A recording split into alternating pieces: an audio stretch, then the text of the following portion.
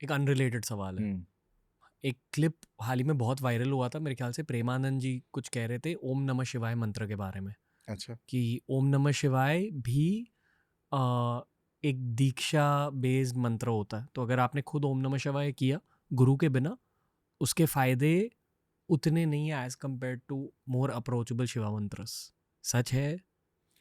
थोड़ा सा सच है, माय ओपिनियन ऐसा है कि ओम नमः शिवाय वाला स्पेसिफिक मंत्र जो है, ये पहले तो ये वेद से आता है, लेकिन इस चीज़ को ऐसे एक शैव दीक्षा भी होता है, जो दक्षिण भारत में शैव सिद्धांत संप्रदाय में होता है शैव दीक्षा, लेकिन उसके बावजूद भी ये कुछ कुछ मंत्र इतना ज़्यादा पॉपुलराइज्ड हो गया है और इसका एनर्जी इतना स्प्रेड आउट है कि मेरे हिसाब से कि अगर कोई चैंट करते उसमें कुछ क्षति नहीं है, there is no harm in this. हाँ, आपको दीक्षा के बाद अगर मंत्र मिलता है, ऑब्वियसली ये इसमें थोड़ा तो एक बूस्ट आपको मिलता ही है, इसमें कोई डाउट नहीं है, संदेह नहीं है। लेकिन ऐसा नहीं कि स्पेसिफिकली ओम नमः शिवाय जैसे मंत्र है, ओम नमः शिवाय एकदम स्पिरिचुअल मंत्र है। व्हेन आई से 100% स्पिरिचुअल मंत्र, मतलब ओम नमः शिवाय किसी का अगर एक्टिवेट हो गया तो वो तो संत बन जाएगा, बीच में रुकने वाला नहीं है कहीं। ये नहीं ओम नमः शिवाय जप करते करते मेरे को एक गाड़ी मिल गया और दूसरा बंगला मिल गया, वो तो अपने किस्मत में होगा, ग्रह के गोचर से मिल गया होगा। लेकिन ओम नमः शिवाय इज हाई ऑर्डर स्पिरिचुअल मंत्र। इसका तंत्र में इसका इस मंत्र का मेंशन किया हुआ है।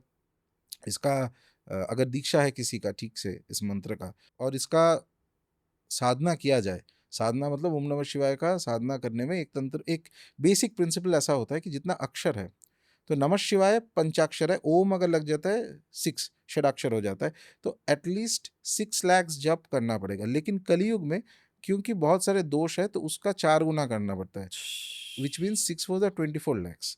24 लाख का कोई अगर जप करता है विथ संकल्प, 24 लाख तक जाना नहीं है, 10 लाख तक कोई अगर कंप्लीट कर लेता है इस मंत्र का, तो वो तो ही और शी विल बी संत बना देगा। ये बीच में कोई रुकने वाला नहीं है, वो कोई कंपनी का सीईओ भी नहीं, एकदम सीधा, वो दुनिया से मतलब निकल जाएगा उसका, वो अपने अपने मस्त रहेगा। इतना पावरफुल मंत्र है तो ये। मान लो अगर शंकर भगवान की पूजा करनी है, हम्म।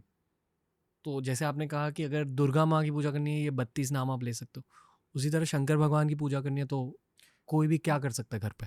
नमः शिवाय कीजिए, नमः शिवाय। नमः शिवाय करते रहिए। ओम नमः शिवाय नहीं?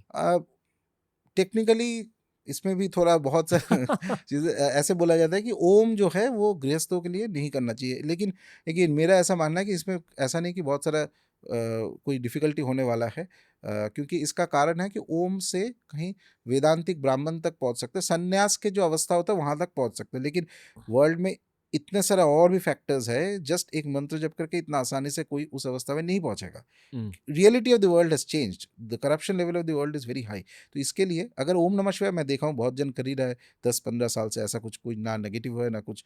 हाँ, तो एकदम शास्त्र के हिसाब से जाइए तो नमः शिवाय, ओम नमः शिवाय भी करेगा तो उसमें ऐसा कुछ बहुत सारा कुछ प्रॉब्लम नहीं आने वाला है, तो आप कर सकते हो उसको। मतलब एक जगह बैठकर दिया जलाकर बस आंखें बंद करके लेकिन नमः। उससे भी बेटर है, और भी ज़्यादा इफेक्टिव है मेरे हिसाब से, अगर कोई शिव उपासना करना चाहता है, एक शिवलिंग रखिए, शिवलिंग का अभिषेक कीजिए।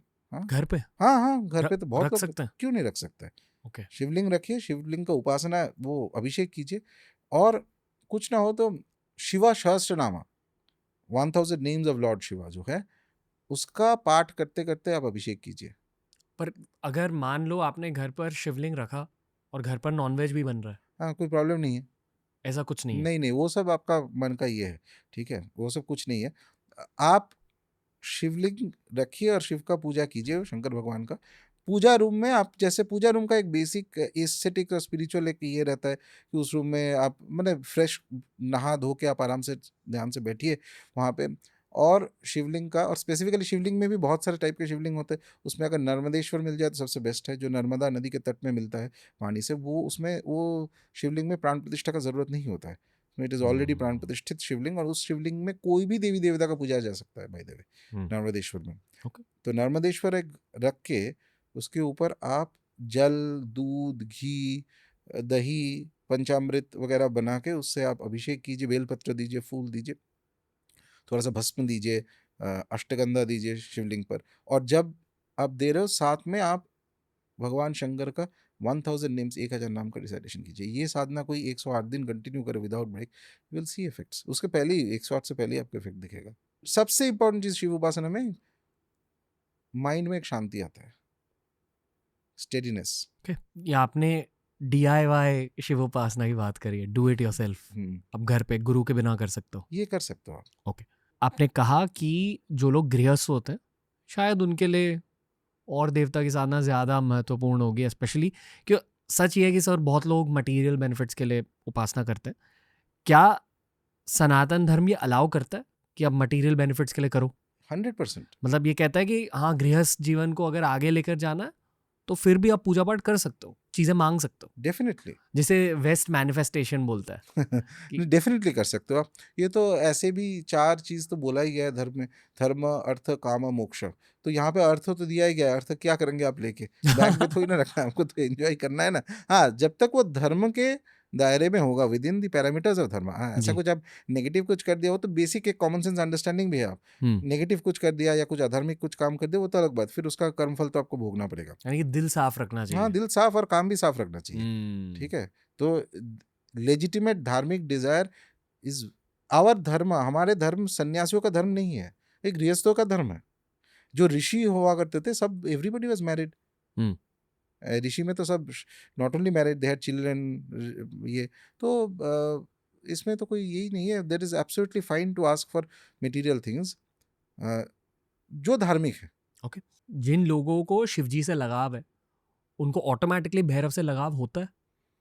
वो डिपेंड कर रहा है पर्सनालिटी पे। पर्सनैलिटी के ऊपर। ओके। कुछ लोगों का हो सकता है, बट ऐसे भी इस समय पे भैरव बाबा का जो शक्ति है ये एकदम जागृत अवस्था में है। तो इसीलिए इतना जहाँ पे जाता हूँ हजारों लोग अपने आप से ऑटोमेटिकली वो साधना कर ही रहा है। ओम भैरवाय नमः इस मंत्र का एटलीस्ट बेसिक वाला ये नाम मंत्र है। इसके आगे भी बहुत सारे बीज मंत्र भैरव बाबा का और कॉम्प्लिकेटेड मंत्र भी है, लेकिन इसका भी बहुत सारे लोग हैं जो जप करते हैं, और करते हुए उन लोगों में वो अनुभूति भी आता है, पॉजिटिव एक एक्सपीरियंस आता है, वो एक फीलिंग ऑफ स्ट्रेंथ। सबसे भैरव उपासना का सबसे मूल तत्व ये है कि बाबा जो करते हैं ना, वो एक जैसे एक चट्टान जैसा आपको एक सपोर्ट पीछे से देता है कि डरना नहीं है। ठीक है, चाहे जो डर मतलब ऐसा नहीं भूत प्रेत वाला डर नहीं, किसी भी चीज़, सोशल एंग्जाइटी हो सकता है, किसी कोई अपने बॉस से डर रहा है, कोई इसी से डर रहा है, कोई सिचुएशन से डर रहा है। तो वो चीज़ में सिचुएशन बदलेगा कि नहीं बदलेगा, दुनिया का भी बदलने वाला है, दुनिया अपने तरीके से चलता है, लेकिन आप बदल जाएंगे, आपका वो डर कम हो जाएगा। ये है भैरव का पहला बेसिक।